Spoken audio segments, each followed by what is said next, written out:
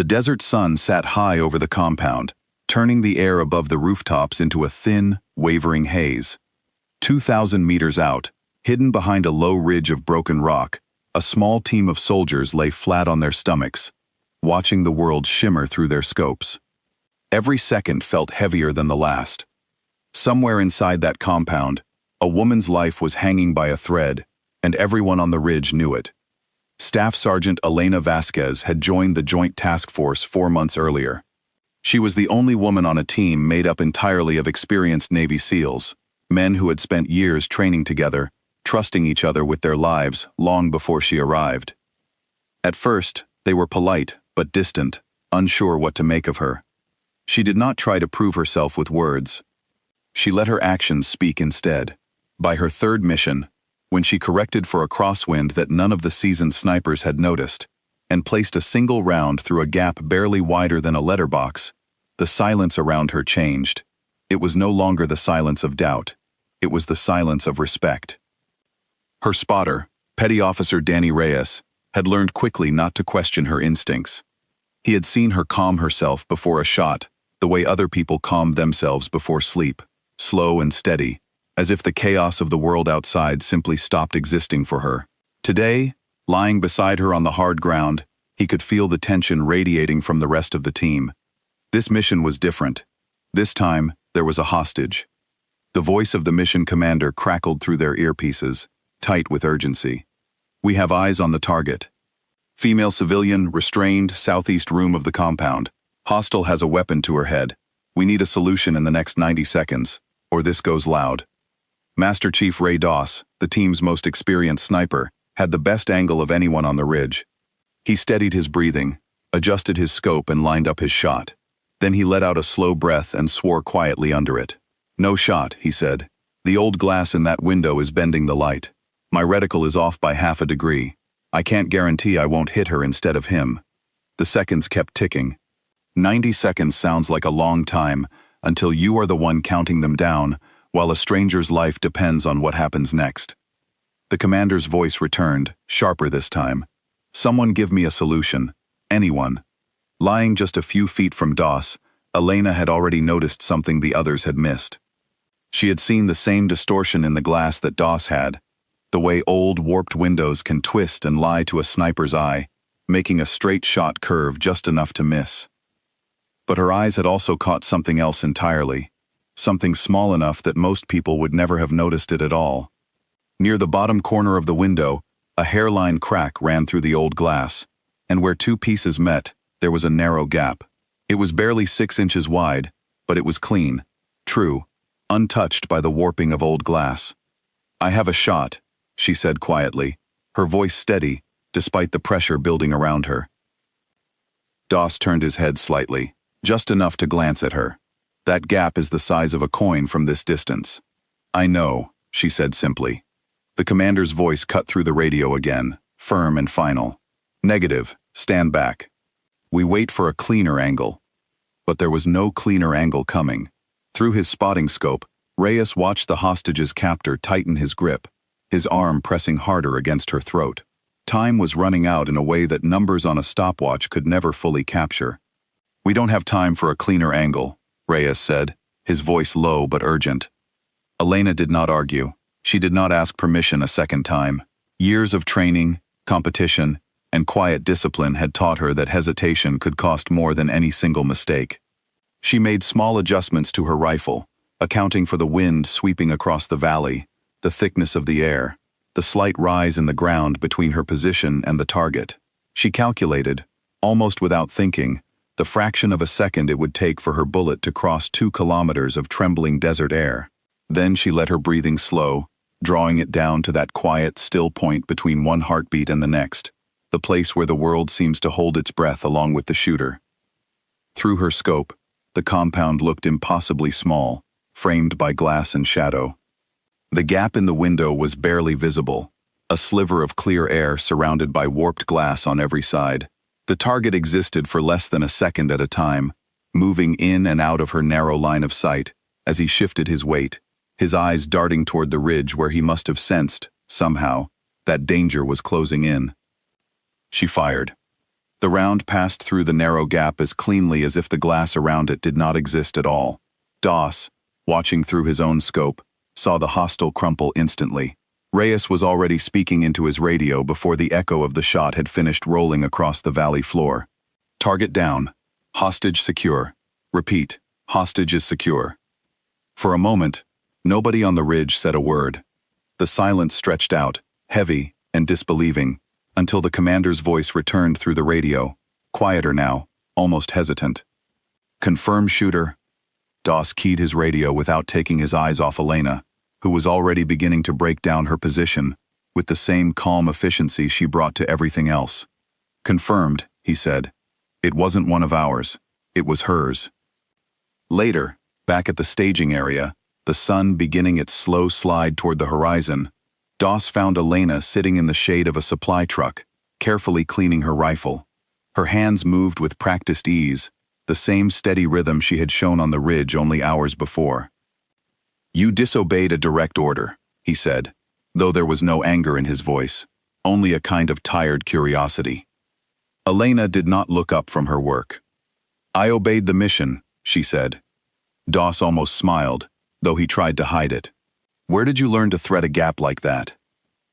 Competitive shooting, before I enlisted, she said, finally glancing up to meet his eyes. Nobody yells stand back at a match, you just take the shot when it's there. She racked the bolt of her rifle one final time, satisfied with her work. It was there. Doss shook his head slowly, a mixture of disbelief and something that looked very much like respect settling over his face. Command is going to want a word with you, he said. Command, Elena replied, standing and slinging her rifle over her shoulder. Can get in line. That evening, as the team gathered for a debrief in a makeshift command tent, lit by a single hanging lamp, the mood was different than it had been in months. There was no celebration, no loud congratulations, only a quiet acknowledgement that something remarkable had happened that day.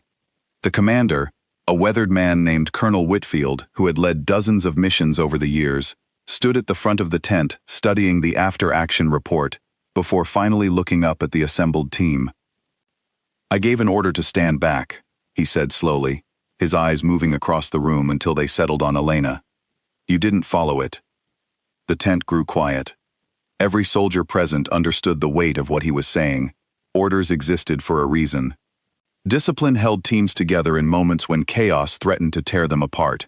And yet, everyone in that tent also understood that the hostage was alive because of a decision made in less than a second, under more pressure than most people would ever face in their entire lives. No, sir, Elena said, standing straight despite the exhaustion clearly written across her face. I didn't. Whitfield studied her for a long moment, and something in his expression softened, just slightly. That crack in the window, he said. How long did you have to notice it? A few seconds, she admitted, maybe less. He nodded slowly, as if turning the answer over in his mind, weighing it against years of experience and countless missions that had not gone nearly as well. There are men who have spent 20 years behind a rifle who would not have seen that gap, he said finally, let alone trusted it enough to take the shot. Elena said nothing, unsure whether the words were meant as praise or as the beginning of a formal reprimand. The uncertainty hung in the air between them. I should write you up, Whitfield continued, his voice carrying the weariness of a man who had made difficult decisions his entire career. Insubordination during an active operation is not something I can simply overlook, no matter the outcome. He paused, letting the words settle over the room. But I've also buried soldiers who followed every order perfectly and lost anyway. I would rather have someone who sees what others miss and acts on it than someone who waits for permission that might never come in time. He closed the folder in his hands and looked around at the rest of the team. This mission is closed. Good work, all of you. Get some rest. As the soldiers filed out of the tent into the cool night air, Reyes fell into step beside Elena, his usual easy grin returning to his face for the first time since the mission had begun. You know, he said, when this is all over, they're going to write stories about today. People back home are going to hear about the shot through the 6-inch gap, and they won't believe it actually happened. Elena allowed herself a small, tired smile, the first real one of the day. Let them not believe it, she said. I know what happened. So do you. So does she. She nodded toward the medical tent in the distance, where the rescued hostage was resting under careful watch, safe for the first time in what had likely felt like an eternity to her. Reyes studied her for a moment, something thoughtful crossing his face. Doesn't it bother you that some people will always doubt you were the one who took that shot? That they'll assume it must have been someone else, one of the SEALs, because that's just what people expect? Elena considered the question carefully before answering, her eyes drifting toward the darkening horizon, where the last traces of sunlight were fading behind distant hills. People can believe whatever helps them sleep at night, she said quietly. I didn't take that shot to prove anything to anyone. I took it because it was there, and because I couldn't stand back and watch someone die when I knew I could stop it. They walked together in comfortable silence for a while, the sounds of the camp settling around them, distant voices, and the low hum of generators blending into the quiet rhythm of another day, ending in a place far from home. Word of what happened that day did eventually spread, first through quiet conversations among soldiers who had been there, and later through official reports that made their way up through the chain of command. Elena never sought recognition for what she had done, and she rarely spoke about it unless directly asked. But those who had been on that ridge, who had watched her make an impossible shot through a gap the size of a coin from 2,000 meters away, never forgot it. They understood, in a way that words could never fully capture, that they had witnessed something rare that day, a moment when preparation, instinct, and courage came together in the space of a single heartbeat. In the months that followed, Elena continued serving alongside her team, earning a quiet reputation that needed no embellishment.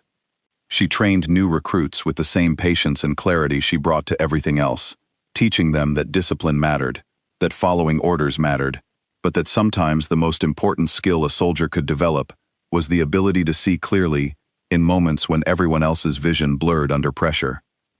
Years later, long after she had left active service, Elena would occasionally think back to that afternoon on the ridge, the heat shimmering over the compound, the narrow crack in an old window, and the 6 inches of clear air that had made all the difference. She never described herself as extraordinary. She simply believed that when a life was on the line and a clear path presented itself, however narrow, however brief, it was worth every risk to take it.